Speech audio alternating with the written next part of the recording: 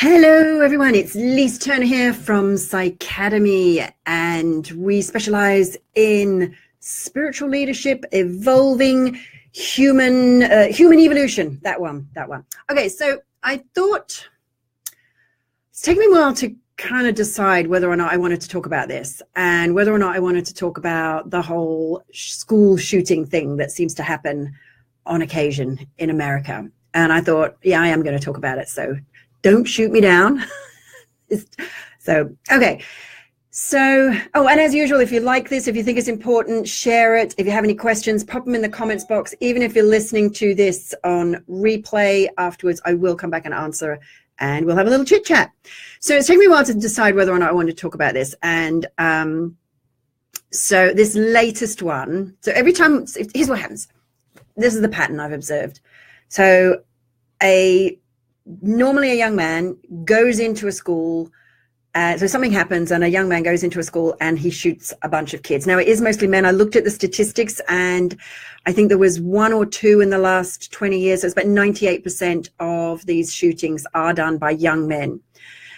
And so what happens is I made some notes here. So what happens is this debate springs up. And I used to be really anti-gun. Here in the UK, we haven't had a big shooting thing since the late 90s, I think. And if I've got that wrong, please correct me, but for quite a while. And it's not a common occurrence. Like if somebody does a shooting thing in the UK, it's rare. And because gun control is really strict. And I used to be really anti-gun or really pro-gun control, because it used to be like, and this is the debate that happens, kid goes in to a school, shoots a load of people because he's got a gun, and so therefore we ban guns. So that the debate is pro-gun, anti-gun. They ban guns, don't ban guns, or with less guns, more people with guns shooting the bad people who've managed to get hold of the guns, right? And that seems to be the debate.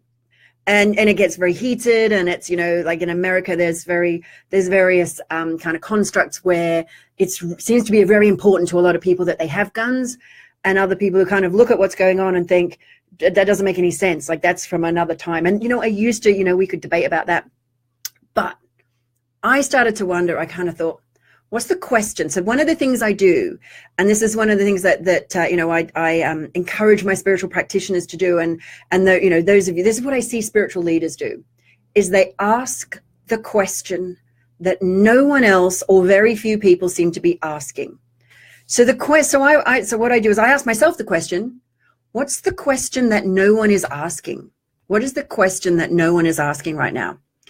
So, and the question that I got is that I came up with is why, or rather than why did you do that? It's what is it that makes any individual choose to kill a large number of his fellow group? Because normally it's a young man who's been excluded from the school. That's commonly it.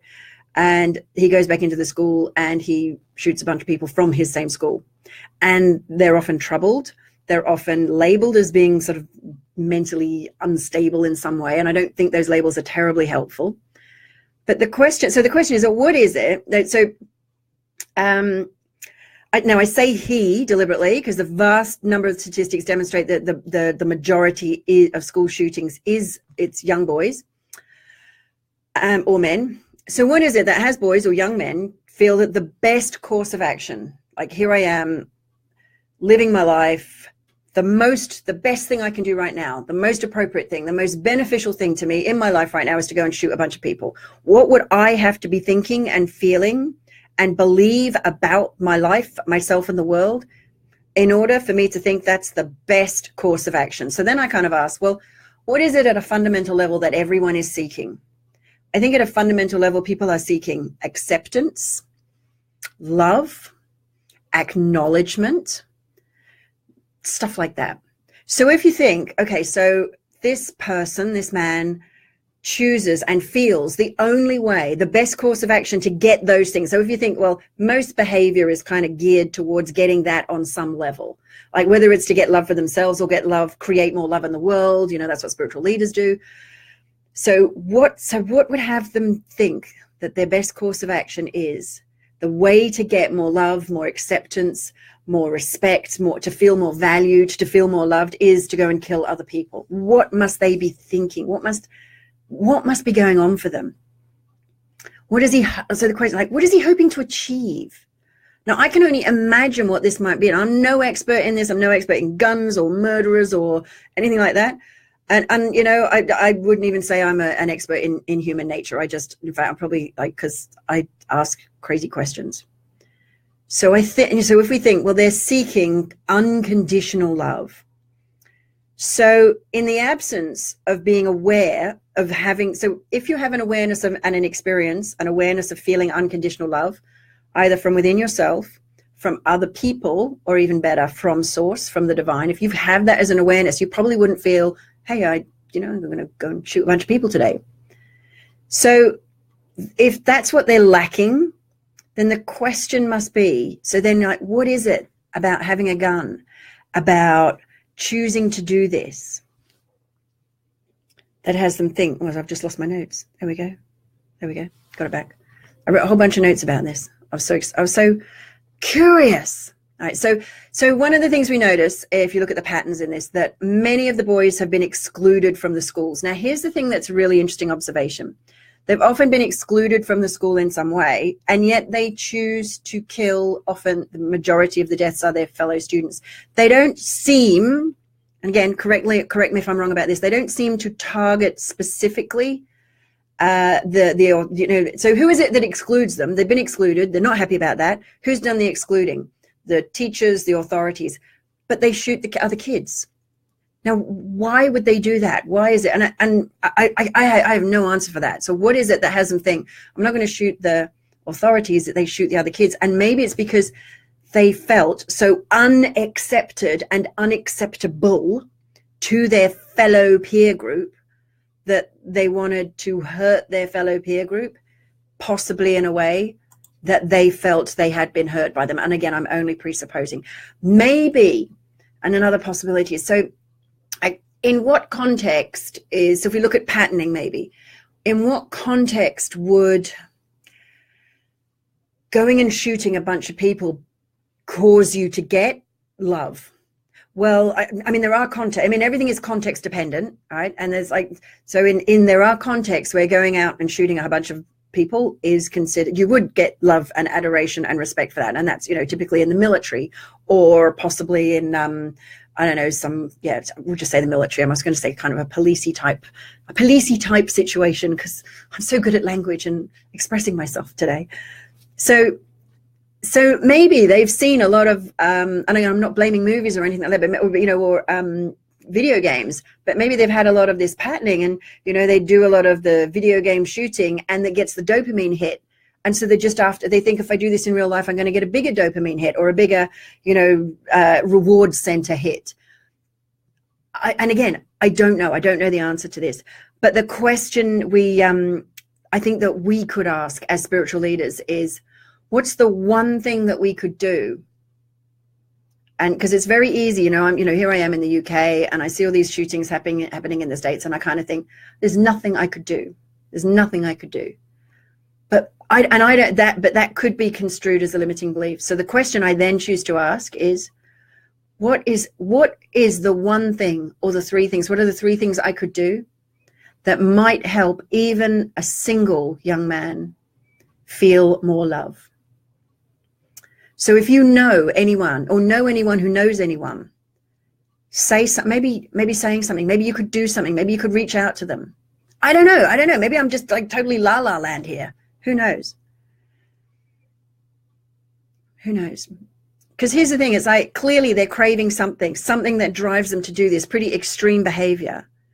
And maybe it's just those few moments of feeling power, feeling respect, feeling in control of their life in some way, even though they know what the consequences will be. And another interesting statistic, or sort of pattern, is how many of them immediately after they shoot their colleagues and their fellow kids, is that they shoot themselves. Now, this latest one in Florida, he didn't. He didn't. But that's not uncommon. That seems to be more, well over half of them shoot themselves, I think, if I've got that statistic right. So, but any rational being would know, like all that that sense of power and in control would know that it's going to be short-lived. They'll know that there are very dark, very negative consequences to having done that, taken that course of action. And they're often faced with extreme shame. And maybe maybe it is, they get, I was speaking to someone earlier today and I said, what do you think they're seeking? And he says, and she said, I think they want to be loved. So what is it? So then the next question we might ask is, what is it that has young men feel so unloved and unlovable? And what can we do? What can anyone do? What could we do to cause all or any or even one of our young men in our society? I could fly to America and say to a bunch of young men, I love you. I don't know that would solve it. I don't think that would. They don't know me for a start. They just become crazy English woman, right?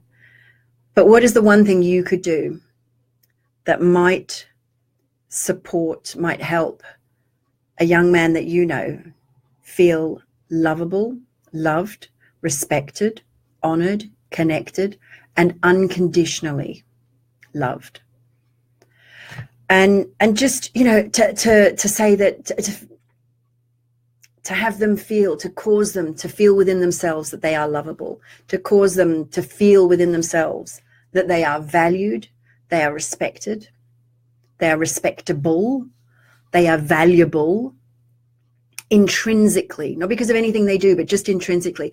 I'm probably quite a feminist most of the time. Well, maybe I just am, because there has been a lot of disparity, a lot of a lot of the power has been in the hands of men. But one of the things, and women are there's still the feminist movement fighting that and changing that. And maybe fighting is the wrong word, but changing that, moving to change that. But in that is this, I have noticed a nasty men bashing. I've been witness and in the presence of jokes about men and boys that if they were made in, if the gender was reversed, that would be almost a, I won't say a criminal offense, but, it would be, if you did that in the workplace, made those kind of feminist jokes, but then, if you made feminist jokes like that, you'd probably get, some kind of a comment would be made at the least. But we see that, I'm hearing them and I'm seeing them about men, and it all just seems to be okay. That's really funny. So maybe we just need to start by just respecting men in general. And again, I don't know. I'd love to know what you think. What do you like? And maybe what, if you could share, what's the one thing you could do and what's the one thing you will do? So bashing my microphone there. What's the one thing you will do in an attempt to make, and it doesn't need to be a man, make anyone else feel not just loved, but loved unconditionally and lovable unconditionally, that they are intrinsically valued as every single being on the planet is. Every single being on the planet has to be. We're all an aspect of the divine, right?